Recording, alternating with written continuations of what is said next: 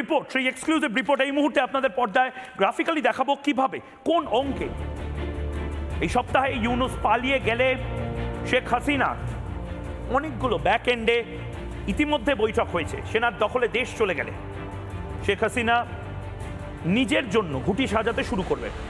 এবং শেখ হাসিনা খুব ভালো করে জানেন বিএনপি সুবিধা করতে পারছে না, পাকাপাকিভাবে বিএনপি যদি সুবিধা করতে না পারে, এবং মজার কথা হলো জামাতের হাতে যদি দেশ চলে যায়, এটা একটা অদ্ভুত সম্ভাবনা, যেখানে অনেক বিশেষজ্ঞরা বলছেন জামাত মানে ওই বিষে বিষক্ষয়, জামাত যদি বাংলাদেশটা নিয়ন্ত্রণে নিয়ে ফেলে তাহলে শেখ হাসিনা বা আওয়ামী লীগের জন্য অনেক সহজ হবে অঙ্কটা। কারণ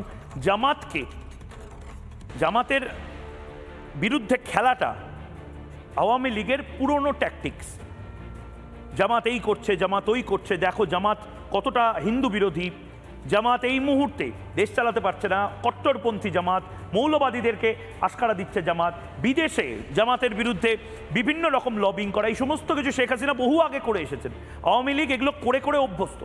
সুতরাং জামাত এই মুহূর্তে যদি কোনো ক্রমে মোহাম্মদ ইউনূসের পরে জামাত যদি এই মুহূর্তে কোনো অঙ্কে যদি ক্ষমতা নেয়, তাহলে সবচেয়ে বেশি সুবিধা করবে আওয়ামী লীগকে।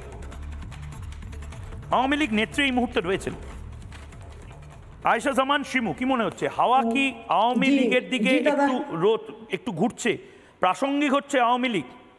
যে কথাগুলো আপনারা 9 মাস আগেও বলতে পারতেন না, আমি তো দেখছি বাংলাদেশের রাস্তায় বা সোশ্যাল মিডিয়াতে বাংলাদেশে বসে আওয়ামী লীগ নেতা নেত্রীরা যে কথাগুলো বলছেন, আমি তো স্তম্ভিত হয়ে যাচ্ছি।